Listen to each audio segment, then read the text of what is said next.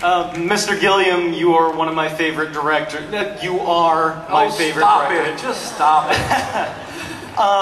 I know this was a while ago for you, but J.K. Rowling wanted you to do the first Harry Potter movie, and you were quoted as saying that the end result was pedestrian. And I was just wondering, what would you have done differently? I wouldn't have put the pedestrian crossing in, I think. That was the first thing. There wouldn't have been any guards telling children walk, children don't walk, any of that stuff. That'd be right out. If I'd done something, I would hope it would be closer to what Alfonso Cuarón did with the third one, which I thought was brilliant. Thank you very much. Thank you.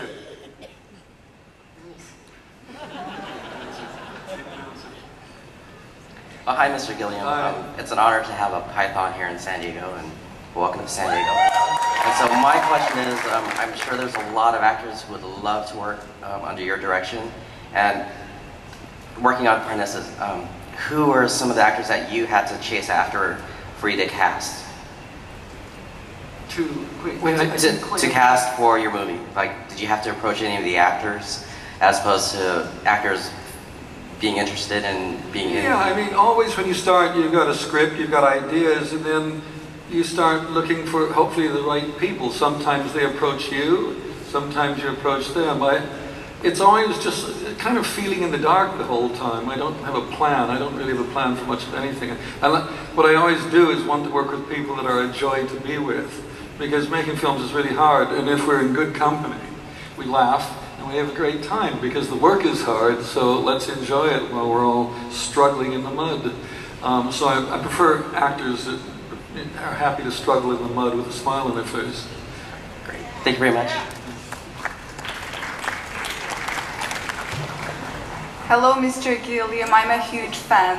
And when you came on stage, you seemed a little upset that you weren't gonna talk about what you're doing next, which means that you already know what you're doing next. And I watched the clips and I'm pretty overwhelmed, and I'm just thinking, what could come next?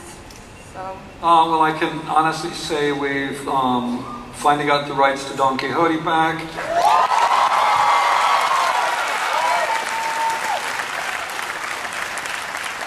After 7 or 8 years of not reading the script because it was perfect, I read it.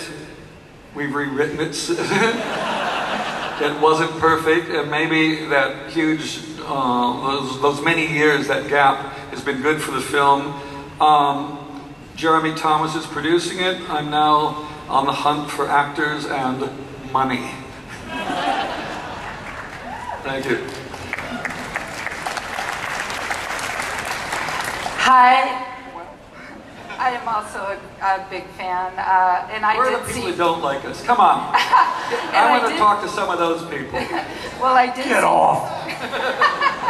I did see Thailand. I own it. But watching your films is a lot like looking at a Bruegel painting, and I'm wondering where that darkness comes from. The darkness, I mean, I like putting in my films all sides of life. The joy, the beauty, the laughter, the terror, the horror, all those things. It's what life is about. And anyway, most films that come out of, Hollywood don't allow you to go down as dark as one ought to. I just try to be as honest about what I think life is as possible. And I've gotten away with murder so far. We'll see. Much like a Bruegel painting. So Bruegel, everybody should go and look at Peter Bruegel's paintings, look at Hieronymus Bosch, look at the world, because Bruegel painting has got everything from the most wonderful, beautiful, to the silliest stuff, to people pissing and shitting in the corner, and it goes on. It's all of life in those paintings. They're beautiful. Okay, we have time for one more question before we show you world premiere of a trailer. Okay. Oh shit! Wait, no, we got not just we got two. Oh no, we don't. You're right. I lost it completely. Speak quickly. Okay. We're running out of time. Why are you standing there? Come on, let's go. Well, it's been really nice. What? That's too long a question. No. Your clips. What? The clips that you just showed, they're just so artistic. And I know you said you like to take clips from art, like pictures from other pieces of art, And I just wondering, how long have you been doing that? Because it really seems like it's something that's like always been in you, because it's so creative and so imaginative. It started years ago when I must have been about 21, 22, and I was working for Harvey Kurtzman, who created Mad Comics, who made Health Magazine, Humbug Trump, one of the great satirists, comic book geniuses of the 20th century, and I was lucky to work with him, and I was always going down to the New York Library to dig up free artwork, paintings, so I generally use artwork from dead painters because they can't sue. So little by little I learned a lot about art, and I still think whenever I run out of ideas, I'll go into the National Gallery in London and just walk around 10, 15 minutes. I'd come out with a million ideas that have been stolen from dead painters.